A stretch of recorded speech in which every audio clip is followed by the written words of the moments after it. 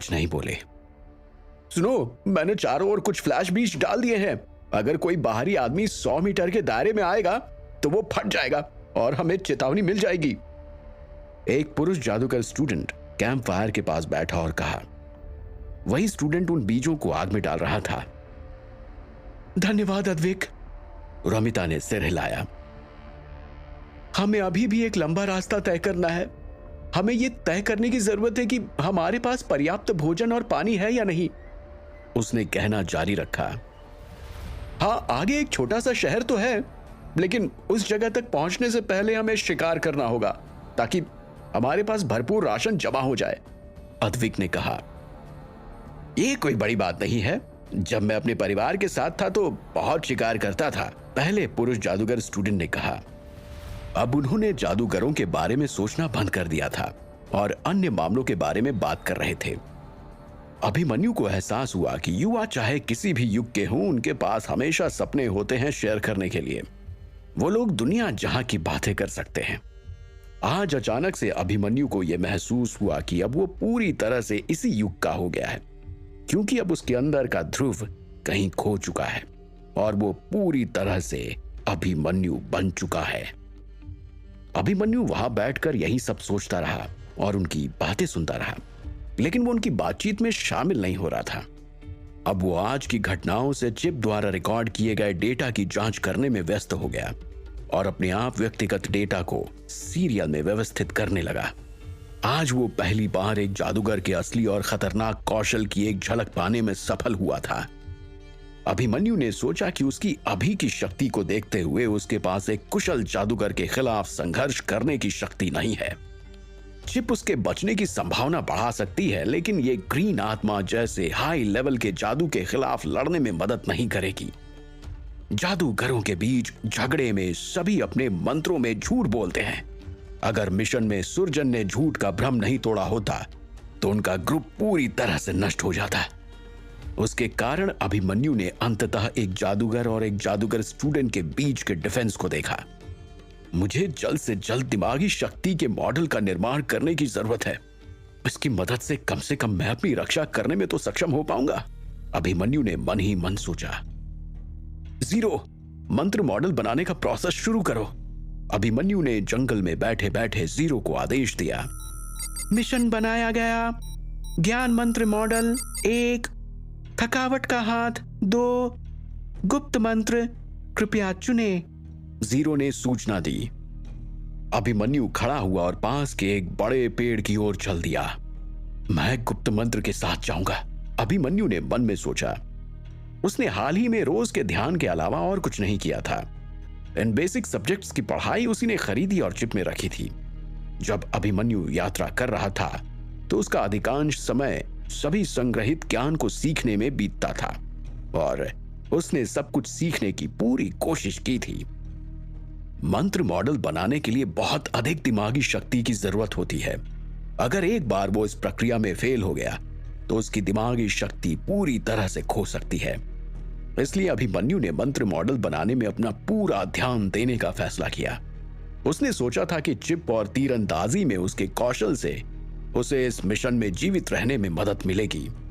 फिर भी उसने कभी भी इस तरह के स्ट्रॉन्ग एनिमीज का सामना करने की उम्मीद नहीं की थी। जादूगरों के बीच की लड़ाई को देखने के बाद उसे एहसास होने लगा कि उसके लिए दुश्मनों के मंत्रों का मुकाबला करने के लिए किसी जादुई मंत्र को जानना कितना जरूरी है। और जब तक उनका ग्रुप भागकर घाटी में पहुंचा, उतनी देर में उसने 2 मंत्रों के आवश्यक ज्ञान की जरूरत को पूरी तरह से समझ लिया था। वो स्टेज 3 तक पहुंचने के बहुत करीब था और वो भविष्य में एक जादूगर बनने के लिए भी बहुत उत्सुक था। जल्दी ही दिमागी शक्ति के 2 बिंदु भस्म हो जाएंगे। समय 30 मिनट। अभिमन्यु के दिमाग में जीरो की आवाज गूंज उठी। वो पेड़ के विपरीत दिशा में झुक गया और अपनी गर्दन को ढकने के लिए उसने अपना कॉलर ऊपर खींच लिया। वो सबसे छिपकर जीरो के साथ कम्युनिकेट कर रहा था। थोड़ी देर बाद अभिमन्यु ने अपनी आंखें खोली और अपनी दृष्टि घास पर केंद्रित की।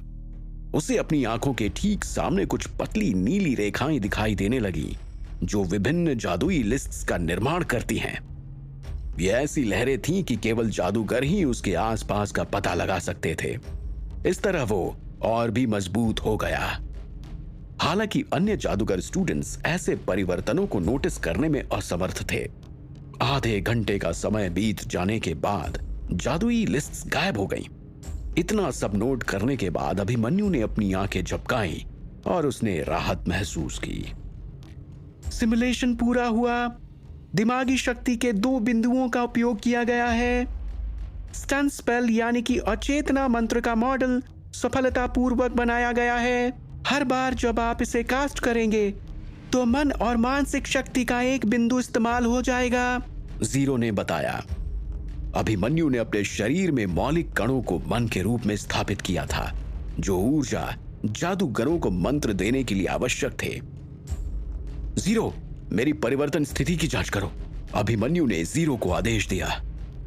अभिमन्यु चौहान, ताकत 2.9, फुर्ती 4.1, सहन शक्ति 3.7, मानसिक शक्ति 3.3, मन 3.0, स्थिति स्वस्थ, जीरो ने सूचना दी। मन एक नई विशेषता थी जिसे अभिमन्यु ने लेवल 2 पर पहुंचने के बाद अपने शरीर के मौलिक कणों का नामांकन करके नाम दिया था। यह वो इकाई थी जिसे अभिमन्यु ने नए लेवल में पहुंचने के बाद चिप पर और अपने शरीर के अंदर संग्रहित ऊर्जा कणों को मापने के लिए निर्धारित किया था। वो अपने शरीर में 3 डिग्री ऊर्जा और चिप पर 17 डिग्री से अधिक ऊर्जा स्टोर कर सकता था। अभिमन्यु ने नैना की विशेष वस्तु से लगभग 17 डिग्री ऊर्जा को अवशोषित कर लिया था, लेकिन उसे अभी तक चिप पर स्टोर की जाने वाली ऊर्जा की अधिकतम मात्रा का पता नहीं चल पाया था। मानसिक शक्ति और 3 मन का मतलब होना चाहिए कि मैं 3 बुनियादी मंत्र की शक्ति इसमें डाल सकता हूं, अभिमन्यु ने सोचा, जबकि चिप रिपोर्ट करता रहा। गुप्त मंत्र के डेटा को सूचीबद्ध किया जा रहा है। गुप्त मंत्र, मंत्र लेवल 0, लागत 1 मानसिक शक्ति और 1 मन, प्रभाव 1 से 3 सेकंड की अवधि के लक्ष्य को रोकें, प्रभावी दूरी 1.5 मीटर के भीतर। आपको इसे 5 सेकंड के अंदर कास्ट करना होगा, अन्यथा यह फेल हो जाएगा। कमजोर बिंदु, यदि लक्ष्य में उच्च सहन शक्ति है तो मंत्र का प्रभाव बहुत कम होगा, जीरो ने सूचना दी। लेवल 0 मंत्रों में एक बेसिक बुनियादी लेवल का मंत्र मॉडल था और इसे जादूगर स्टूडेंट्स द्वारा सीखा जा सकता था। जादूगर अपनी लागत, क्षति और जादुई प्रभाव के आधार पर अलग अलग लेवल में अलग अलग मंत्र को रखते हैं। कई अलग अलग लेवल थे, जिन पर लेवल 9 सबसे ऊंचा था। मुझे उम्मीद नहीं थी कि यह प्रक्रिया इतनी जल्दी पूरी हो जाएगी। चिप द्वारा मुझे डेटा भेजने के बाद मुझे अब और अधिक अभ्यास करने की आवश्यकता है। मैं चिप की वजह से आसानी से सब कुछ सीख सकता हूं। यदि मेरे पास यह चिप नहीं होता तो शायद मैं केवल जादुई प्रयोगशालाओं में जाने के बारे में सोचता और ये सोचता रह जाता कि कहीं किसी छोटी संख्या में प्रयोग फेल ना हो जाए और बहुत सारी मेहनत और दिमागी शक्ति बर्बाद ना हो जाए। उन्हें ठीक करने का एकमात्र तरीका है कि मुझे सोना होगा। बहुत अधिक चांसेस है कि मैं केवल 2 या 3 बार प्रयोगशाला में प्रयोग कर सकूं। कोई फर्क नहीं पड़ता कि एक जादूगर स्टूडेंट कितना स्मार्ट है, उसे लेवल 0 का मंत्र सीखने के लिए कम से कम 25 दिन तो जरूर लगेंगे। इसके परिणाम के बारे में सोचते हुए उसे लगा कि शायद वो इस बारे में संतुष्ट है। अभिमन्यु को जरा भी उम्मीद नहीं थी कि चिप इतना शानदार प्रदर्शन करेगी। वो इसके साथ सावधानी से आगे जाने की योजना बना रहा था, यहां तक कि यह सुनिश्चित कर रहा था कि स्कूल लौटने से पहले वो शायद कहीं जादू का उपयोग कर पाए। उसे इस बात का जरा भी अंदाजा नहीं था कि उसका पहला प्रयास सफल होगा या नहीं। क्या आप मंत्र संरचना में सुधार करना चाहते हैं? जीरो ने पूछा। यह सुनकर अभिमन्यु हैरान रह गया। उसे विश्वास नहीं हुआ कि ऐसा करना संभव है। क्या आप मंत्र संरचना में सुधार करना चाहते हैं? जीरो ने फिर से पूछा। अभिमन्यु को आखिरकार चिप की क्षमताओं का एहसास हुआ। उसे इसी बात की तो जरूरत थी। उसने जीरो से पूछा, जीरो, इसके लिए मुझे क्या करने की जरूरत है? इसमें आपको 14 दिमागी शक्ति, 14 मन, 18 दिन, 13 घंटे, 22 मिनट खर्च होंगे। फिलहाल आपके पास ये सारी चीजें नहीं हैं, जीरो ने उत्तर दिया। अच्छा, अगर मेरे पास है ही नहीं तो तुमने पूछा ही क्यों? अभिमन्यु को हैरानी हुई। अब और क्या मेरी दिमागी शक्ति एक बार में भस्म हो जाएगी? उसने फिर से पूछा। हाँ, जीरो ने उत्तर दिया। अभिमन्यु ने तुरंत इस आइडिया को छोड़ दिया क्योंकि उसे अपनी दिमागी शक्ति को 14 से अधिक तक बढ़ाने की जरूरत थी। जादू में सुधार करने से पहले उसे पहले एक जादूगर बनने की जरूरत थी। गुप्त मंत्र को फॉलो करने के बाद अभिमन्यु बहुत थका हुआ महसूस कर रहा था। वहां कोई भी तंबू लेकर नहीं आया था, इसलिए उसे कैंप फायर के पास ही सोना पड़ा। कैंप फायर में ध्यान लगाने से पहले अभिमन्यु थोड़ा शांत हो गया। पांचों स्टूडेंट्स ने जंगल में कुछ खरगोशों और गिलहरियों को पकड़ा। उन्होंने आखिरकार मांस पकाया, लेकिन वो नमक लेकर नहीं आए थे, इसलिए उन्हें खाने में मुश्किल हो रही थी। आमतौर पर उन्हें स्कूल में अच्छा खाना मिलता था। इस समय हालांकि उनके पास बेस्वाद भोजन को सहन करने के अलावा कोई दूसरा ऑप्शन नहीं था। नाश्ते के बाद वे फिर से अपने स्कूल की यात्रा पर निकल पड़े। कालचक्र विद्यापीठ कहीं बीच में स्थित था और पास में एक छोटा सा शहर था। आखिरकार अब लोग काले जादू में विशेषज्ञता रखने वाले स्कूल के पास रहने के बारे में नहीं सोचेंगे। वापस जाते समय अभिमन्यु के 5 लोगों के ग्रुप को कोई परेशानी नहीं हुई। जब वे भूखे होते तो जंगली जानवरों का शिकार करते। जहां तक उनकी प्यास बुझाने की बात थी, उनकी पानी की आपूर्ति उन नदियों से हो जाती थी जिनसे वे गुजर रहे थे। अभिमन्यु ने अपने चिप में संग्रहित हर चीज पर मौलिक ज्ञान के बारे में जानकारी का अध्ययन जारी रखा। उसने अपने अन्य जादुई मॉडल के निर्माण के लिए आवश्यक जानकारी भी सीखी, जैसे कि हैंड ऑफ एग्जॉस्ट। उसने समय से पहले आवश्यक पाठ्यक्रम खरीद लिया था और यहां तक कि चिप पर सब कुछ संग्रहित भी कर लिया था। इसका फायदा अभिमन्यु को अब हो रहा था, लेकिन अब सड़क पर रहते हुए उसके पास ऐसा करने के लिए खाली समय नहीं बचा था। वो स्कूल लौटने पर मन ही मन दूसरे जादुई मॉडल का अनुकरण करने की योजना बना रहा था। 10 दिनों बाद कालचक्र विद्यापीठ की भूमि पर धूप की गर्मी से जमीन तपी हुई महसूस हो रही थी। वीरान शहर की संपूर्णता धूप की रोशनी में सुनहरी लग रही थी और हवा धूल उड़ा रही थी। किसी पुल पर अभिमन्यु और जादूगर स्टूडेंट्स का ग्रुप चला रहा था। अभिमन्यु ने शहर की ओर देखने के लिए अपना सिर उठाया। दोस्तों, हमें स्कूल को तुरंत स्थिति की सूचना देनी चाहिए, उसने उत्साहित स्वर में कहा। तभी एक काला कौवा कहीं से उड़ता हुआ आया और रेलिंग पर बैठ गया और जादूगर स्टूडेंट्स की ओर देखने लगा। कौवा कुछ बोला नहीं, बस उड़ गया। सामने वाला जादूगर स्टूडेंट कुछ कहने की कोशिश कर रहा था। उसके पीछे वाले दूसरे स्टूडेंट ने उसे रोक दिया। अरे कुछ मत कहो, लीडर काल का विष परवाह नहीं करेगा। उसने प्रिंसिपल से वादा किया था कि वो प्रवेश द्वार की रखवाली करेगा, लेकिन वो कभी भी हम में से एक नहीं था। अच्छा ठीक है, छवि ने कहते हुए सिर हिलाया। अभिमन्यु अपने ग्रुप में सबसे पीछे था और उसका चेहरा धूल और पत्तियों से ढका हुआ था। उसने अन्य जादूगर स्टूडेंट्स का अनुसरण किया और स्कूल की सुरंगों तक पहुंच गया। अभिमन्यु और अन्य 2 पुरुष जादूगर स्टूडेंट पहले दरवाजे पर पहुंचे। साथ में रमिता और दूसरी लड़की पीछे पीछे आ रही थीं। मैं सोच रही हूं कि मैं अगस्त्य को सूचित कर दूं।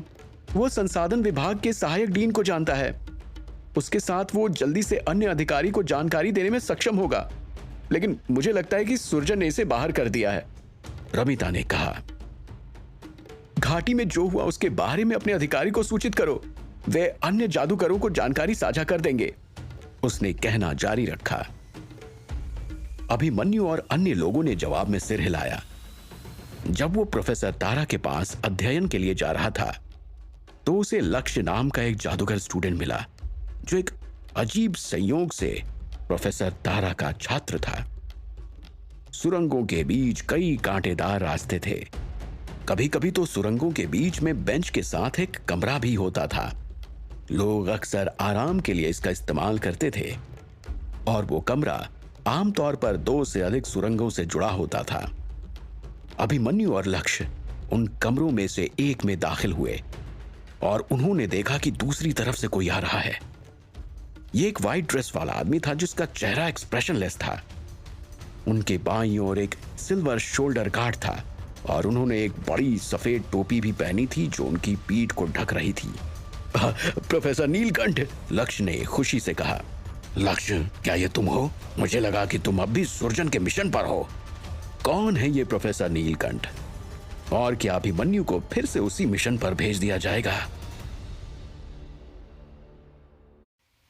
अभिमन्यु हैरानी से नीलकंठ की ओर देख रहा था। लक्ष्य जल्दी से नीलकंठ के पास पहुंचा और उन्हें मिशन के बारे में कुछ बताया। अभिमन्यु बगल में खड़ा सब सुन रहा था। प्रोफेसर नीलकंठ मनोरथ स्कूल के शीर्ष जादूगरों में से एक थे और उन्हें महान जादूगर की उपाधि दी गई थी। जैसे ही लक्ष्य ने नीलकंठ को स्थिति की सूचना दी, नीलकंठ के चेहरे के भाव बदल गए। वो स्थिति की गंभीरता को स्पष्ट रूप से समझ रहे थे। जिस महिला से तुम्हारा सामना हुआ, क्या उसने चांदी का हेड बैंड पहना हुआ था और उसके कंधे पर हरे रंग की लकड़ी मक्खी बैठी हुई थी? नीलकंठ ने गंभीर स्वर में पूछा। हाँ, उस हरे रंग की लड़की मक्खी ने 1 सेकंड में हम में से 5 को मार डाला। मैं वो डरावना पल कभी नहीं भूल पाऊंगा, लक्ष्य ने उत्तर दिया। यह तो जादुई काली पीठ के जादू का पूरा इस्तेमाल है, नीलकंठ ने घबराहट से कहा। आप दोनों अभी महाराजा आदिदेव को स्थिति की रिपोर्ट करें। अभी उन्हें व्यापार हॉल के आसपास होना चाहिए। मैं जांच करूंगा कि क्या सुरजन का जादुई चिन्ह अभी भी बरकरार है। अगर निशान गायब हो जाता है तो मुझे डर है कि। अपनी बात को अधूरी छोड़ते हुए नीलकंठ ने चिंतित स्वर में कहा। हाँ प्रोफेसर नीलकंठ, लक्ष्य ने कहा। जैसा आप कहें प्रोफेसर, लक्ष्य ने कहा और वो अभिमन्यु के साथ दरवाजे की ओर चलने से पहले रुक गया। नीलकंठ ने भी पीछे मुड़कर उन दोनों को चिंताजनक भाव से देखा। उनकी आंखें चमक रही थीं और उन्होंने अचानक अपना दाहिना हाथ ऊपर उठा लिया। उनकी हथेली में एक नन्ही सी गेंद अचानक से घूमने लगी। धिक्कार है, तुमने मेरा अपमान करने की हिम्मत कैसे की?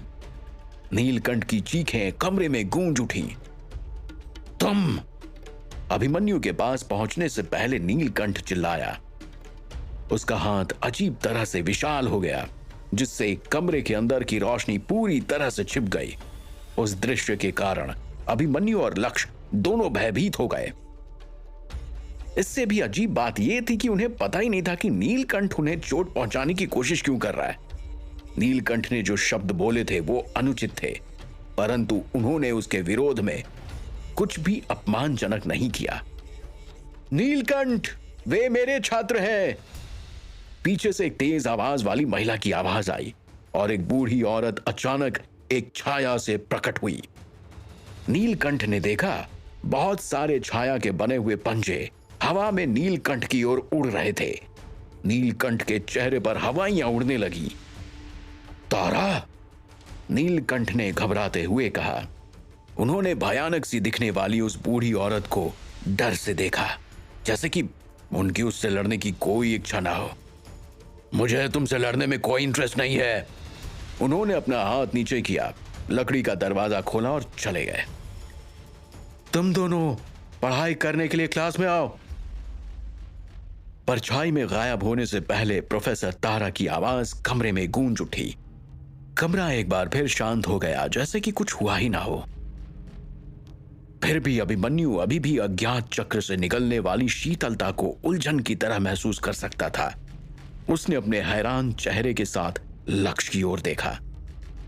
फिर वे दोनों उस रास्ते से नीचे चले गए जिसमें प्रोफेसर तारा चुपचाप अध्ययन कर रही थीं। अभी वो किसी से बात करने के मूड में नहीं थी। प्रोफेसर तारा कालचक्र विद्यापीठ में शीर्ष जादूगरों में से एक थीं।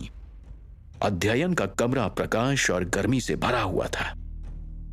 अभिमन्यु और लक्ष्य दरवाजे के पास खड़े थे क्योंकि उन्होंने प्रोफेसर तारा को वो सब कुछ बता दिया था जो भी वे मिशन के बारे में जानते थे। प्रोफेसर तारा चुपचाप सोचती रही और पढ़ाई करती रही।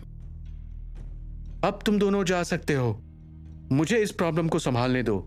जादुई काली पीठ के पास सर्च करने के लिए कुछ और है ही नहीं, इसलिए बस बकवास करते रहते हैं, प्रोफेसर तारा ने कहा। अभिमन्यु और लक्ष्य के पास कहने के लिए कुछ नहीं था, इसलिए वे सावधानी से कमरे से बाहर निकल गए और अपने हॉस्टल में लौट आए। वे इस तरह के हालात में कुछ खास नहीं कर सकते थे, क्योंकि वे केवल जादूगर स्टूडेंट थे। अपने कमरे में लौटने के बाद अभिमन्यु ने राहत महसूस की। उसने अपने इक्विपमेंट्स उतारे और उन्हें फर्श पर रख दिया, और फिर वो बिस्तर पर लेट गया। मिशन चुनते समय मुझे और सावधान रहना चाहिए। बड़ा मिशन हमेशा बड़ी जोखिम के साथ होता है, वो खुद में बड़बड़ाया। अभिमन्यु ने उठकर क्रिस्टल घड़ी की ओर देखा। दोपहर के 2:15 बज रहे थे। उसने सिर हिलाते हुए सोचा, मेरी तलवारबाजी और तीरंदाजी मिशन में बेकार रही। जादूगरों के बीच तो झगड़े मंत्रों से होते हैं। अगर मैं शारीरिक हमलों का उपयोग करना चाहता हूं तो मुझे पहले उनके बल क्षेत्रों को तोड़ना होगा। मुझे इसे करने का एक तरीका खोजने की जरूरत है, लेकिन विरोधी बल फील्ड मंत्र का अध्ययन केवल जादूगरों द्वारा ही किया जा सकता है। मैं केवल लेवल 2 का जादूगर स्टूडेंट हूं। अभी भी एक लंबा रास्ता तय करना है मुझे, लेकिन अगर मुझे फिर से इस तरह की स्थिति का सामना करना पड़ा तो मुझे खुद को बचाने के लिए कोई ना कोई रास्ता तो खोजना ही होगा। मुझे खुद को मजबूत बनाने के लिए एक रास्ता खोजने की जरूरत है। अभिमन्यु आगे सोचता रहा। शक्तिशाली मंत्र बचाव के लिए काफी होंगे। विशेष जादुई वस्तुएं वो थोड़ी महंगी होंगी, लेकिन तीसरे लेवल में पहुंचने के बाद मैं और अधिक मंत्र सीख पाऊंगा। फिर भी मुझे किसी तरह अपनी मानसिक शक्ति को बढ़ाने की जरूरत है। क्या हो अगर मैं युद्ध के दौरान तलवारबाजी का उपयोग कर सकूं? उसे अचानक याद आया कि उसने कब और कैसे पहली बार रिंग पर जादू का इस्तेमाल किया था। फुर्ती बढ़ाने वाले रिंग की ऊर्जा पहले से ही पूरी तरह से चिप द्वारा सेव कर ली गई थी, लेकिन मेरे मंत्र बोलने के बाद कुछ ऐसा हुआ था, ऐसा था जैसे मैंने स्टोर एनर्जी का उपयोग करके जादू कर दिया हो। ये कैसे मुमकिन था? इसका मतलब है कि एनर्जी के यूज होने से मुझे अनजाने में एक शक्तिशाली जादू करने में मदद मिली थी। अभिमन्यु ने सोचा कि उस प्रक्रिया के दौरान जो भी हुआ उसे उसकी जड़ तक जाना चाहिए। ऐसा लगता है कि मैंने उस जादू को करने में कई कदम पीछे छोड़े हैं। जीरो, क्या तुम पता लगा सकती हो कि खुद से ये कैसे हो गया था? अभिमन्यु ने जीरो से पूछा। जीरो ने फुर्ती बढ़ाने की छानबीन शुरू कर दी। रिजल्ट, किसी विशेष वस्तु की ऊर्जा के यूज के बाद अंगूठी के जादू बनाने की विधि को चिप पर भी इकट्ठा किया गया था और जरूरत होने पर मंत्र को स्वतः कास्ट किया जा सकता है, जीरो ने सूचना दी। अभिमन्यु 1 सेकंड के लिए हैरान था और फिर आखिरकार वो समझ गया कि उस दिन क्या हुआ था। तो क्या विशेष वस्तु से पूरा जादू चिप में जमा हो जाएगा? क्या यह सामान्य मंत्रों पर लागू होता है? अभिमन्यु ने पूछा। हाँ, होता है, जीरो ने उत्तर दिया। अगर मेरे पास ऐसी कई वस्तुएं हों तो क्या यह मददगार साबित होगा? हालांकि मैं अपने सीखे हुए मंत्रों को उसमें कभी भी स्टोर कर सकता हूं और जरूरत पड़ने पर उनका इस्तेमाल कर सकता हूं, अभिमन्यु कुछ सोचते हुए बोला। अभिमन्यु ने चिप को अपने इक्विपमेंट्स पर छोड़ने का फैसला किया और अपनी एनर्जी पर ध्यान लगाना शुरू कर दिया। थोड़ी देर बाद उसका शरीर चमकने लगा। उसकी त्वचा और कपड़े हरे रंग की रोशनी से ढक गए। गायब होने से पहले लगभग आधे घंटे तक हरी बत्ती जलती रही और फिर उसके चारों ओर कुछ लाल रंग के धब्बे दिखाई दिए। ये छोटे छोटे लाल धब्बे बारिश की तरह अभिमन्यु की त्वचा पर गिरे। अभिमन्यु, आपका लक्ष्य पूरा हो गया है, जीरो ने अचानक सूचना दी। हवा से लाल धब्बे गायब हो गए और सब कुछ सामान्य हो गया, जैसे कि कुछ हुआ ही ना हो। अभिमन्यु ने अपनी आंखें खोली। लाल और हरी रोशनी अभी भी उसकी आंखों के सामने दिखाई दे रही थी। प्लान ए, विशेष दवा, एक जादूगर स्टूडेंट या एक जादूगर के लेवल तक की सीमा नहीं है और यह कुछ बुनियादी मंत्रों को तोड़ने की एबिलिटी रखता है।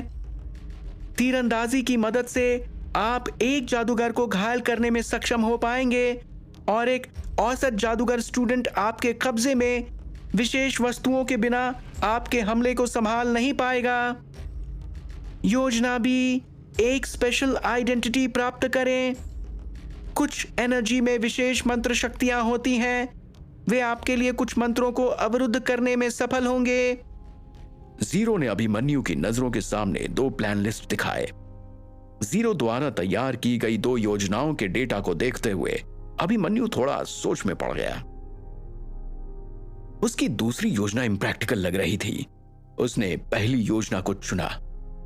उसके साथ पोषण स्टडी पर बुनियादी ज्ञान मुफ्त में मिल रहा था और कई परीक्षण किए गए सूत्र भी दिए गए थे जिनका उपयोग अभिमन्यु कर सकता था। हालांकि केवल सूत्र जानने का मतलब यह नहीं था कि वो वास्तव में एक दवा से बनी शक्ति थी। दवा बनाना बहुत मुश्किल था। कालचक्र विद्यापीठ के सभी जादूगरों में से केवल 2 को ही दवा बनानी आती थी। दवा निर्माण में उनकी सफलता दर लगभग 40% थी, जो पहले से ही दूसरों की तुलना में बहुत अधिक थी। सबसे पहले अभिमन्यु को मन की शक्ति का उपयोग करने के लिए अपने पूरे दिमाग और खुद पर कंट्रोल करने की जरूरत थी। हालांकि वो प्रोफेसर से उनमें से कोई भी चीज नहीं सीख सका था, क्योंकि उसे अभी भी खुद से मन घड़ंत प्रयास करने की जरूरत थी, भले ही उसने पहले से ही बुनियादी बातें क्यों ना सीख ली हों। दवा बनाने में अनुभव सबसे महत्वपूर्ण चीज थी। यही कारण था कि यह दवा बहुत महंगी थी। सबसे कम क्वालिटी की दवा कम से कम 10 जादुई पत्थरों के लायक थी।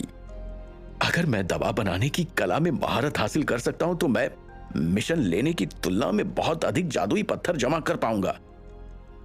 जबकि एक साधारण जादूगर के पास चिप की सहायता नहीं होती है। मेरे पास जीरो की मदद है और उसकी मदद से मैं कच्चे माल का अत्यधिक इस्तेमाल कर सकता हूं। अभिमन्यु ने सोचा।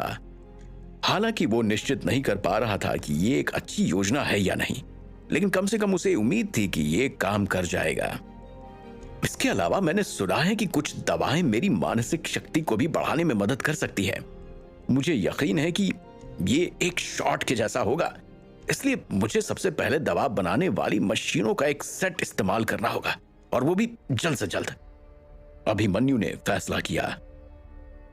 अगले दिन भूमिगत व्यापार चौक पर, वहां का छूमंतर मैदान एक गोल आकार का था। उस पर कई छोटे लकड़ी के घर बने हुए थे। हर घर के बगल में एक लकड़ी का बोर्ड लगा हुआ था, जिस पर सामानों की लिस्ट और रेट लिखे हुए थे।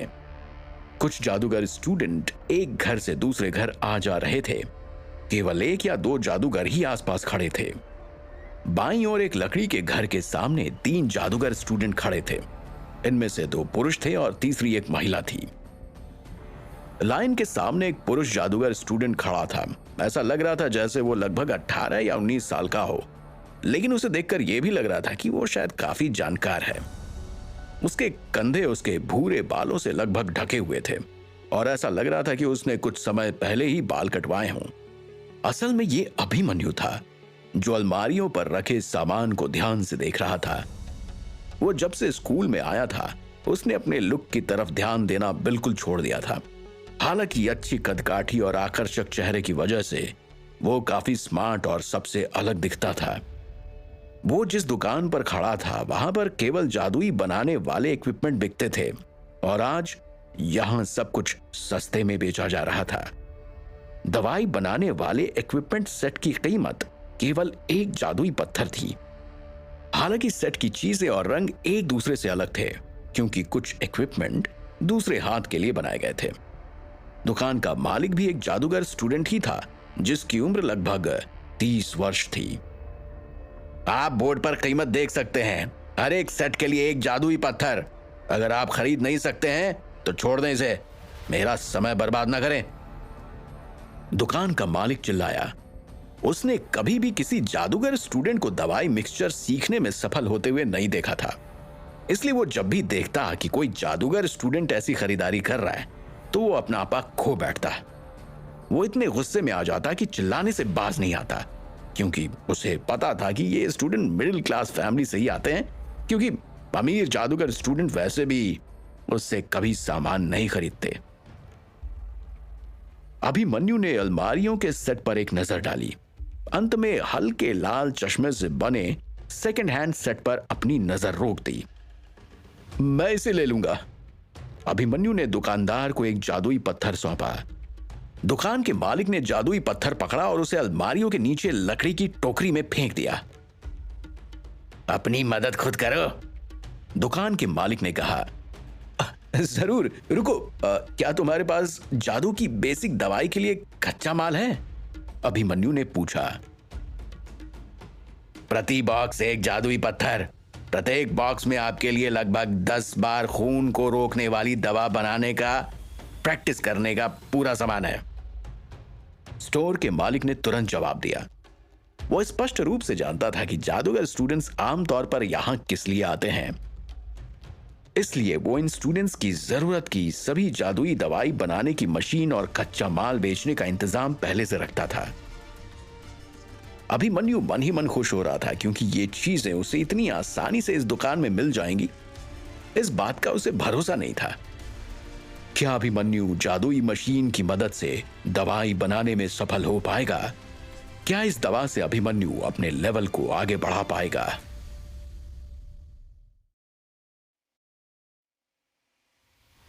मैं एक लूंगा, अभिमन्यु ने सिर हिलाया और एक और जादू का पत्थर नीचे रखा। दुकान के मालिक ने उसे ब्लैक बॉक्स देने से पहले जादू के पत्थर को एक बार फिर से देखा। ये वाला मैं भी एक लूंगा, अभिमन्यु के पास खड़े पुरुष जादूगर स्टूडेंट ने कहा। वो एक 20 साल का गोरा, सामान्य चेहरे और छोटी आंखों वाला नौजवान था। तुम फिर से नाकामयाब हो गए क्या? बिना किसी से सीखे तुम सिर्फ अपना पैसा बर्बाद कर रहे हो, फिर भी तुम बाज नहीं आते और बार बार कोशिश करते रहते हो। दुकान के मालिक ने उसकी ओर देखा और उसे एक लकड़ी का बक्सा दिया। यह सुनकर वो नौजवान जादूगर स्टूडेंट मुस्कुराया। वो एक जादू का पत्थर नीचे रखकर बक्सा अपने साथ ले गया। अभिमन्यु ने नौजवान जादूगर स्टूडेंट को एक पल के लिए तारीफ वाली निगाहों से देखा। अभिमन्यु को हमेशा से ही वैसे लोग पसंद आते थे जो हिम्मत नहीं हारते थे और बार बार कोशिश करते रहते थे। आखिर आज ध्रुव भी तो न जाने कितनी कोशिश करके अभिमन्यु बन पाया है और इस अजनबी और अनजानी दुनिया में अपनी जगह बनाने के लिए हर रोज एक नई लड़ाई लड़ रहा है। स्कूल में कई शिक्षण संस्थान थे और प्रत्येक संस्थान में लगभग 20 जादूगर स्टूडेंट्स को लिया गया था। वहां का अंडरग्राउंड एरिया एक औसत आकार के शहर जितना विशाल था। अभिमन्यु अन्य संस्थान के लोगों को बहुत मुश्किल से जानता था। वो केवल उन्हीं कक्षाओं के लोगों से परिचित था जिनमें उसने भाग लिया था। दरअसल उसने उस घटना के बाद यह सुना था जहां सांगवी ने उसे स्कूल के आसपास का एरिया दिखाया था। अभिमन्यु ने उससे पहले उस जगह को कभी नहीं देखा था। अभिमन्यु अपने खरीदे हुए सामान को लेकर वापस अपने कमरे में लौट गया। उसके बैठते ही किसी ने उसका दरवाजा खटखटाया। अभिमन्यु, क्या तुम अंदर हो? दरवाजे के बाहर से अनिका की आवाज आई। हाँ, मैं अंदर हूं, तुम आ जाओ। ये कहते हुए अभिमन्यु ने उठकर दरवाजा खोला। अभिमन्यु, तुम्हारे पास ये पत्र सफेद महामहिम महल से आया है, अनिका ने अभिमन्यु को एक पत्र सौंपते हुए कहा। ब्लैक हंटिंग सूट में अनिका बेहद खूबसूरत लग रही थी। उसके खुले बाल उड़कर उसके चेहरे पर आ रहे थे। अभिमन्यु बहुत गौर से अनिका की तरफ देख रहा था। एक पल को उसका मन किया कि वो अनिका के चेहरे से उसके बाल को हटा दे और उसका कोमल और खूबसूरत चेहरा अपने हाथों में पकड़कर देर तक उसे निहारता रहे। जब से अभिमन्यु कालचक्र विद्यापीठ स्कूल में आया था, तब से वो ऐसे किसी भी साथ से वंचित था। सौम्या और मान्या की याद उसे हमेशा आती रहती थी, लेकिन अपने लक्ष्य पर फोकस करता हुआ अभिमन्यु इन यादों को झटक देता था। लेकिन हकीकत यह थी कि एक लड़की का साथ उसे चाहिए तो जरूर था, क्योंकि ना चाहते हुए भी ध्रुव अब अभिमन्यु बन चुका था और उसकी आदतों को धीरे धीरे अपना भी चुका था। अभिमन्यु ने किसी तरह अपनी भावनाओं पर काबू किया और वो पत्र खोलकर देखा, जो पत्र रुद्रा का था। अरे, ये तो रुद्रा का पत्र है, ये कहते हुए उसने अनिका को धन्यवाद किया। अभिमन्यु को अचानक वो गोरा लड़का याद आया जो अक्सर बिन बात मुस्कुरा दिया करता था। चिंता ना करें, जब डाकिया आया तो तुम यहां नहीं थे, इसलिए मैंने इसे तुम्हारे लिए रख लिया था, अनिका ने जल्दबाजी में कहा। ये कहकर वो जाने लगी, लेकिन तभी उसकी नजर दवाई बनाने वाले इक्विपमेंट्स पर पड़ी। वो जाते जाते रुक गई और धीरे से कुर्सी पर बैठते हुए बोली, अभिमन्यु, मैंने सुना है कि तुम सुरजन के मिशन में शामिल हो गए हो। अभिमन्यु ने रहस्यमयी अंदाज में कहा, हाँ, मैं अभी तुरंत लौटा हूं। क्या तुमने सुना कि वहां क्या हुआ? यह देखकर कि अनिका ने कमरे के अंदर एकमात्र कुर्सी पर कब्जा कर लिया था, वो अपने बेड पर बैठ गया। मैंने सुना है कि वहां तुम्हारे ग्रुप को जादुई काली पीठ के जादूगरों का सामना करना पड़ा, क्या यह सच है? अनिका ने भी उसी अंदाज में पूछा। असल में अनिका जादूगरों से जुड़ी हर चीज में बहुत जिज्ञासा रखती थी और इसलिए वो इस मिशन के बारे में जिज्ञासा से भरी थी। हाँ, मुझे लगता है कि मिशन रिपोर्ट की जानकारी जल्द ही लोगों के सामने रखी जाएगी। अभिमन्यु ने अनिका की ओर देखते हुए जवाब दिया और महसूस किया कि उसका यहां आने का मकसद कुछ और ही है। अभिमन्यु, तुम्हें लेवल 2 पर पहुंचे ज्यादा समय नहीं हुआ है ना? तुम इतनी जल्दी इतना सारा सब कुछ कैसे सीख गए? मुझे तो यही पता है कि यहाँ स्टूडेंट्स को एक ही लेवल पर सालों लग जाते हैं, लेकिन तुमने इतनी जल्दी ये सब कैसे सीख लिया? अनिका ने पूछा, लेकिन अभिमन्यु के हाव भाव में बदलाव होता देखकर वो घबरा गई। अगर मेरे सवालों से तुम्हें परेशानी हुई है तो मुझे माफ करना, अनिका ने हड़बड़ाते हुए कहा, क्योंकि वो समझ गई थी कि इस तरह का सवाल डायरेक्ट पूछना सही नहीं है। असल में किसी भी जादूगर स्टूडेंट और जादूगर को यह पसंद नहीं था कि कोई अन्य उनकी जांच करे, क्योंकि ये उनके सीक्रेट्स पर सीधा सवाल करता है। ठीक है, कोई बात नहीं, अभिमन्यु ने कहा। लेकिन अनिका के अचानक से इस तरह के सवाल से वो चौंक जरूर गया था। अभिमन्यु, अगर तुम्हें सहायता की जरूरत है तो मुझसे कहो, मैं तुम्हारी मदद कर दूंगी, क्योंकि हम दोस्त हैं ना। बात असल में यह है कि मुझे शायद स्कूल छोड़ना होगा। यह कहते हुए अनिका के एक्सप्रेशन बदल गए। लेकिन क्यों? अभिमन्यु ने हैरानी भरे स्वर में पूछा। मैं अभी तक लेवल 1 पर ही हूं और मैं ये नहीं जानती कि मैं लेवल 2 पर कब पहुंच पाऊंगी। तो मेरा परिवार चाहता है कि अब मैं घर लौटकर शादी कर लूं। अनिका ने दुखी स्वर में जवाब दिया। तुम्हारे और मानस के विपरीत मेरी प्रतिभा का लेवल सिर्फ 1 है और मैं पहले से ही 18 साल की हूं। इसी वजह से मेरे लिए अपने 19वें जन्मदिन से पहले लेवल 3 पर पहुंचना असंभव है। अगर मैं 18 साल की उम्र से पहले लेवल 3 तक नहीं पहुंच पाती हूं तो मैं कभी भी जादूगर नहीं बन पाऊंगी। मुझे लगता है कि तुम ये अच्छे से जानते हो कि स्कूल में रहने के लिए हमें कितने धन की जरूरत है। मुझे ऐसा कोई रास्ता नहीं दिखता जिससे कि मैं यहाँ की फीस भर सकूं। अनिका ने मायूसी भरे स्वर में कहा। अब तो अगर तुम वापस लौटने से इनकार करती हो तो क्या तुम्हारा परिवार तुम्हें सपोर्ट करेगा? अभिमन्यु ने गंभीरता से पूछा। वो सच में अनिका की मदद करना चाहता था, लेकिन इस तरह के मामले में वो उसकी मदद कैसे कर सकता था? अनिका 1 साल में लेवल 3 पर पहुंचना चाहती थी और उसे इसे खुद ही करना होगा।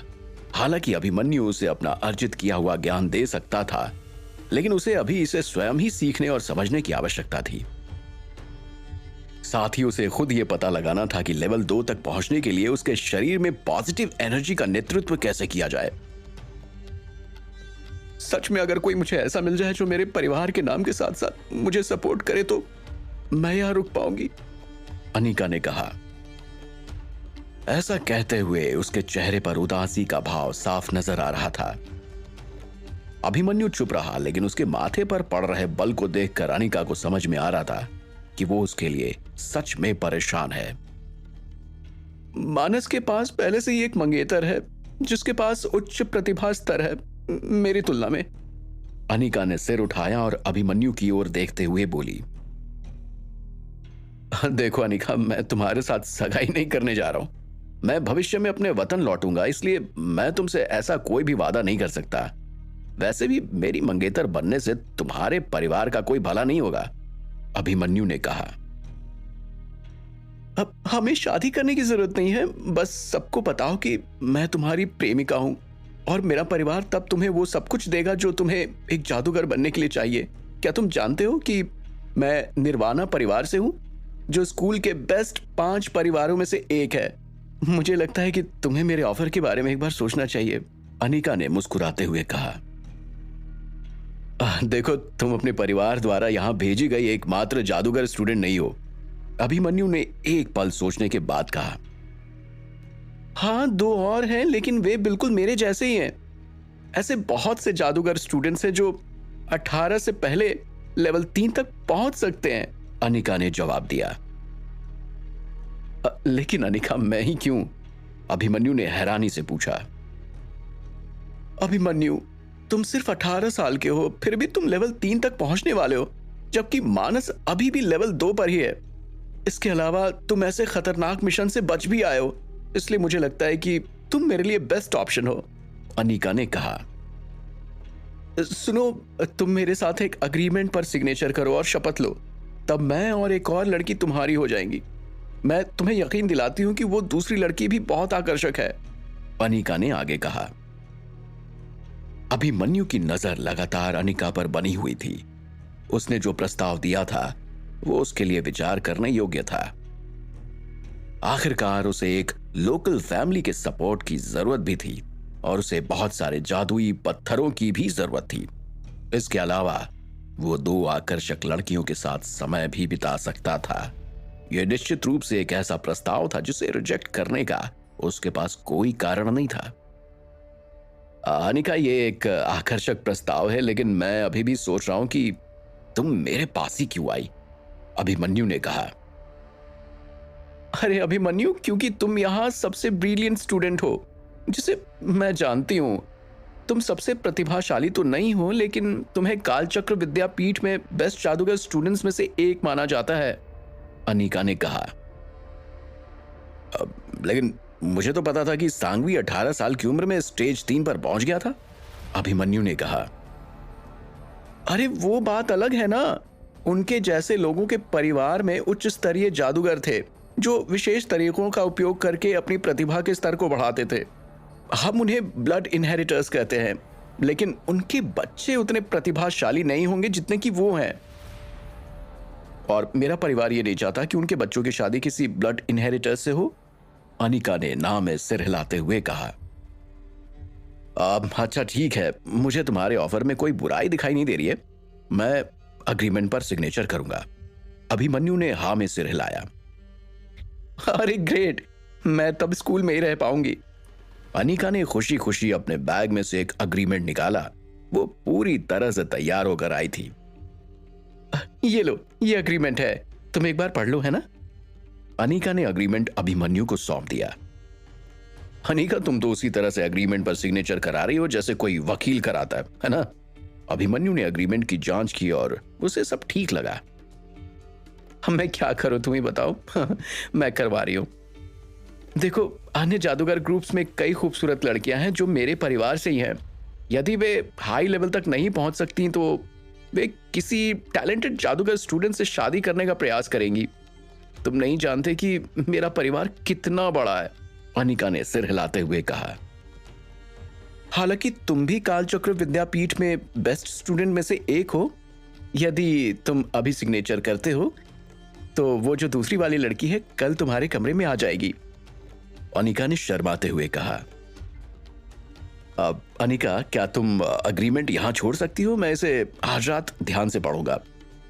अगर मुझे कोई अजीब नियम नहीं दिखाई देता है जिसका पालन करने में मुझे दिक्कत हो रही हो तो कल मैं इस पर सिग्नेचर कर दूंगा, अभिमन्यु ने कहा। ठीक है, जरूर, राहत भरे भाव के साथ अनिका ने अभिमन्यु के सामने झुककर नमन किया। अभिमन्यु, मैं तुम पर भरोसा कर रही हूं, ठीक है? इतना कहकर वो अभिमन्यु के करीब आ गई और उसे गले लगा लिया। अब अभिमन्यु उसके स्तन के उभरे आकार को महसूस कर रहा था, जो उसकी छाती में एक कामुक उत्तेजना पैदा कर रही थी। मुझे इंतजार मत कराना, अनिका फुसफुसाई। अब अभिमन्यु थोड़ा उत्तेजित हो गया था। उसने उसकी कमर के उभरे हिस्से को टटोलने की कोशिश की, लेकिन उसका हाथ उस तक पहुंचने से पहले ही वो पीछे हट गई और वहां से चली गई। अभिमन्यु ने दरवाजा बंद कर दिया और मुस्कुराते हुए अग्रीमेंट नीचे रख दिया। उसके विचार अभी भी उसके कोमल शरीर की उस उत्तेजक अनुभव पर टिके हुए थे। अब वो अपनी कुर्सी पर बैठ गया। जब से वो वापस आया था तब से अभिमन्यु मिशन के बारे में अपने विचारों में व्यस्त था, लेकिन बस एक पल पहले जो कुछ हुआ उसके कारण मिशन के विचार उसके दिमाग से बाहर हो गए। लेकिन थोड़ी देर बाद वो शांत हो गया और कुर्सी पर बैठने से पहले उसने अपने डेस्क पर रखे अग्रीमेंट को देखा। अभिमन्यु ने लकड़ी के काले बक्से को खोला। इसमें 2 अलग अलग जड़ी बूटियां थीं। बाईं ओर एक लाल जड़ी बूटी थी जिसे सूखी घास की जड़ कहा जाता था। दाईं ओर एक फल था जो नारंगी जैसा दिखता था। उसने उन फलों को आधा काट दिया था, जिनका सतह हल्के पीले रंग का था। उसके अंदर खूनी लाल रंग दिखाई दे रहा था। दोनों जड़ी बूटियां पहले से ही सूख चुकी थीं। अभिमन्यु ने जल्दी से इक्विपमेंट सेट किया। वो जल्द से जल्द दवाई बनाने के प्रयोग को पूरा करना चाहता था। क्या अभिमन्यु अपनी दवाई बनाने का प्रयोग सफलतापूर्वक कर पाएगा? अनीका के साथ किया गया उसका अग्रीमेंट उसकी जिंदगी में कौन सी नई